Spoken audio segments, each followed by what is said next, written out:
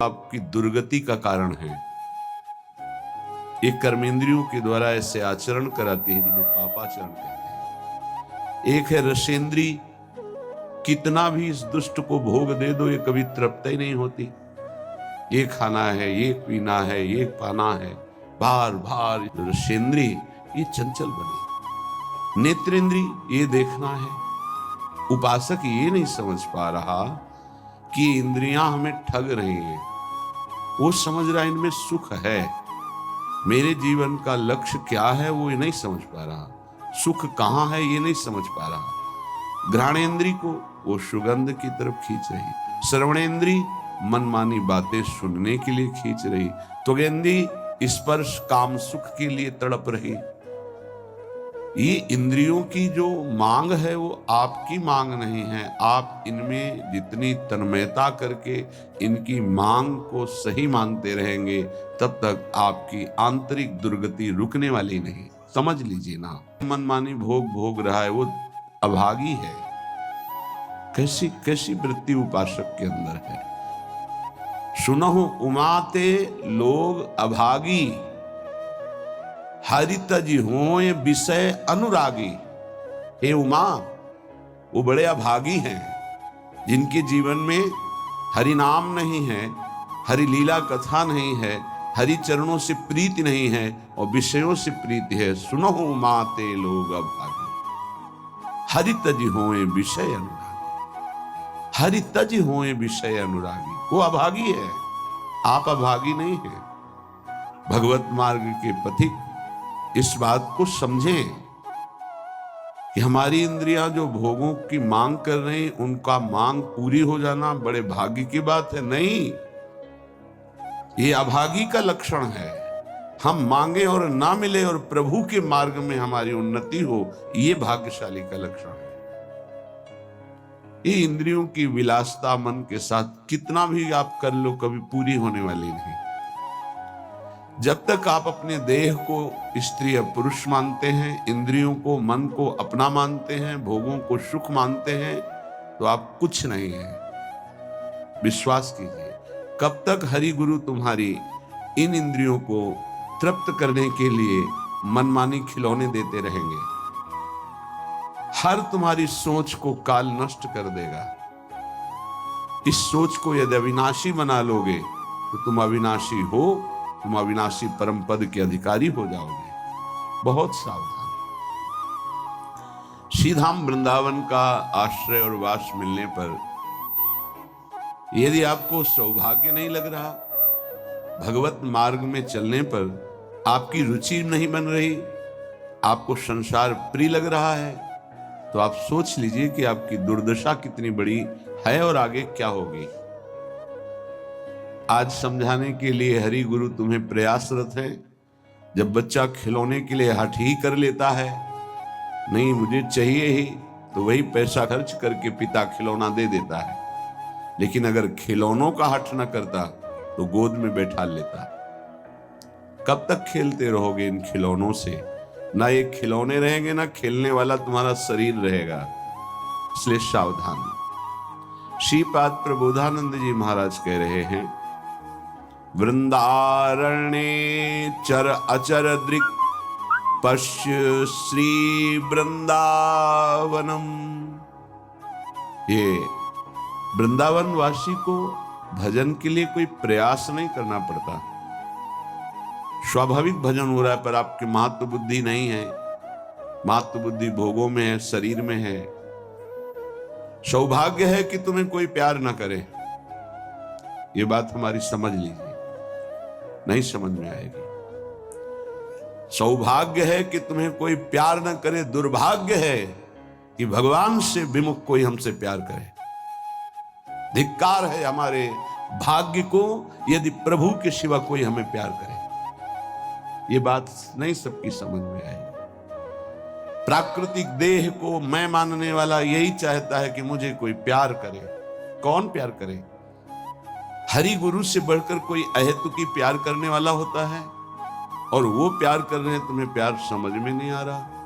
तुम्हें भोग विलासिता प्यार नजर आता है, संसार का प्यार नजर आता है, छल कपट वासना का तांडव, ये तुम्हें प्यार नजर आता है? बहुत बढ़िया अवसर है, निकल चलो, नहीं भोगना पड़ेगा। आगे ऐसा अवसर आएगा जीवन में जो तुम्हें ऐसे गर्त में गिराएगा जहां से कोई निकालने वाला नहीं होगा। हृदय की बात कह रहा हूं।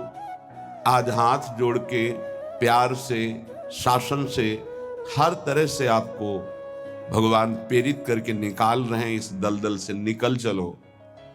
आपको अगर दलदल ही प्रिय है प्रपंच का, तो देख लेना एक समय आएगा कोई समझाने वाला नहीं होगा और तुम्हारी समझ नहीं होगी और तुम्हारा जीवन बहुत दूर प्रभु से होगा।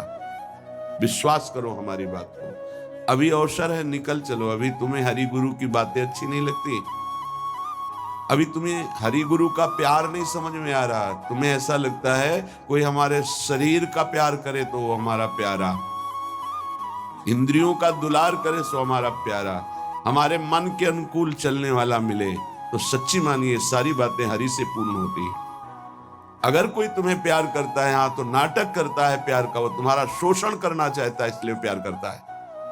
कौन ऐसा हृदय वाला है जो अपने को न्यौछावर करके तुम्हें प्यार करे? वो केवल हरि और हरि गुणगान में मस्त भगवत अनुरागी, दूसरा नहीं। तुम तुम्हार सेवक असुरारी, स्वार्थ रहित जग जुग उपकारी। ये समझ में नहीं। प्यार का मतलब समझा जाता है, वासनाओं का खेल हो तो प्यार, मनोरंजन हो तो प्यार, हरे मन का भंजन करके, वासना का नाश करके उपासना में प्रतिष्ठित हो जाना, इसे प्यार कहते हैं। जो अविनाशी प्रकृति से भोग कर सुखी होना चाहता है, कभी नहीं हो सकता है। शब्द याद कर लो। खाते खाते दांत टूट जाएंगे, देखते देखते आंख फूट जाएगी, शरीर नष्ट हो जाएगा, पर वासनाएं ज्यों की त्यों रहेंगी और बढ़ती चली जाएंगी। ये जो जलन होती है, यही भस्म करती है वासनाओं को। सच्चे उपासना के मार्ग में चलने वाले जलन की परवाह नहीं करते, कष्ट की परवाह नहीं करते, वही उस परम पद के अधिकारी होते हैं। कल एक ने प्रश्न किया कि ऐसा कोई मार्ग बताइए जिसमें कोई कष्ट न हो, भगवत प्राप्ति हो जाए। घर बैठ जाओ। ऐसा सृष्टि में लौकिक मार्ग नहीं है तो अलौकिक मार्ग की क्या बात। अगर आपको 500 रुपए चाहिए तो लेबरी करनी पड़ेगी, 8 घंटे मजदूर बनना पड़ेगा और ठेकेदार की बातें सुननी पड़ेगी। कोई भी कार्य करो आप, क्या सहज है, क्या सुखपूर्वक है, लेकिन आप लक्ष्य जब धन रखते हैं तो बड़े से बड़े कष्ट और कटु वचन को सहते हैं। आप जब दुख से निकलने के लिए लक्ष्य बना लिया भगवत प्राप्ति, तो फिर ये मनोरंजन कैसा? यही समझ में नहीं आता। एक आदमी प्यासा होता है, पानी पिला दे, कभी अगर वो दोबारा दिखाई देता है तो नेत्र नम हो जाते हैं। एक दिन की प्यास इसने बुझाई थी, जन्म जन्म की प्यास बुझाने के लिए नाम मिला, मंत्र मिला, उपासना मिली, उसका कोई महत्व नहीं। तुम्हें अंतर और बाहर दोनों से देख रहे, तुमसे संभाषण कर रहे हैं, ये तुम्हें प्यार नहीं समझ में आ रहा। हमारी तो यही समझ में नहीं आ रहा कि उपासक का लक्ष्य क्या है। अगर लक्ष्य नहीं है तो तुम्हें कोई भी बदल नहीं सकता, और लक्ष्य है तो तुम्हें कोई बदल नहीं सकता। दोनों बातें समझ लो। लक्ष्य नहीं है तो तुम्हें परमार्थी कोई नहीं बना सकता, और लक्ष्य है तो तुमको कोई स्वार्थी नहीं बना सकता। चाहे जितना कुसंग हो जाए, तुम्हारा परिवर्तन नहीं हो सकता, क्योंकि तुम्हारा लक्ष्य है हरि गुरु को प्राप्त करना। उपासक समझिए, एक एक कदम तुमको प्यार मिलता चला जा रहा है। जानते हो, केवल पेट भरने के लिए, शरीर में वस्त्र पहनने के लिए और वास के लिए पूरा जीवन मेहनत करते हैं लोग, तब वो प्राप्त होता है। तुम्हें आदर के साथ ये सब बिना किसी प्रयास के मिल रहा है। किस लिए? तुम भगवान के हो, प्रियालाल के हो, इस बात की तुम्हें इज्जत रखनी है कि तुम प्रभु के दास हो, उसी की सब सुविधा है।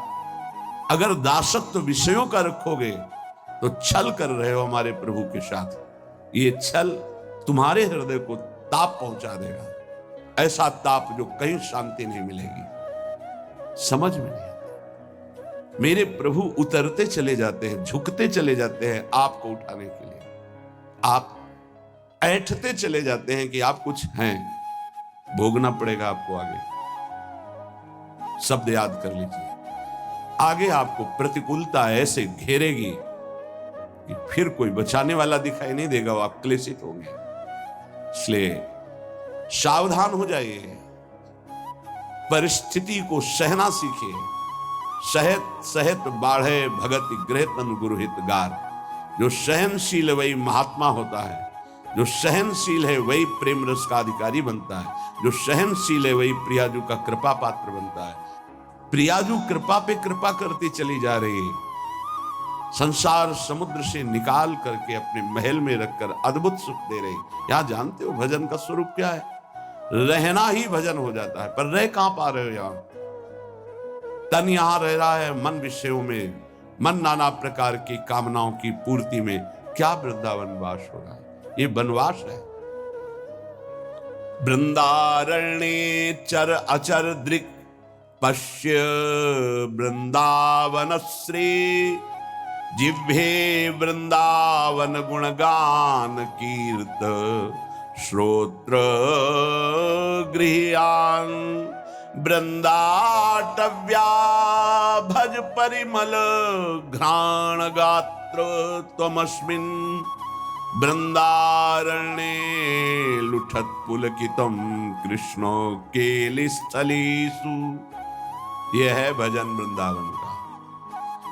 बोले नेत्रों से तुम यहां वृंदावन वासी जो खगमृग पशु पंछी मनुष्य हैं, इनको भाव से देखो, ये सब भजनानंदी महापुरुष हैं। ये भजन के प्रताप से यहाँ कोई सूकर बना हुआ है, कोई कुकर बना हुआ है, कोई पशु पक्षी बना हुआ है, कोई मनुष्य बना, कोई लता, कोई वृक्ष, ये जहां जो कुछ दिखाई दे रहा है, चर अचर दृक्पश्य वृंदावन श्री। ये वृंदावन की अद्भुत श्री वैभव शोभा भगवत स्वरूप है। यहाँ के कुत्ते का भी दर्शन कर रहे हो तो एक बहुत बड़े महात्मा का दर्शन करने से जो फल मिलता है वो मिलेगा, ध्यान रखना। हरिराम व्यास जी आचार्य हैं रस के, वो कह रहे हैं हो मन वृंदावन को श्वान। श्वान माने कुत्ता। यहाँ का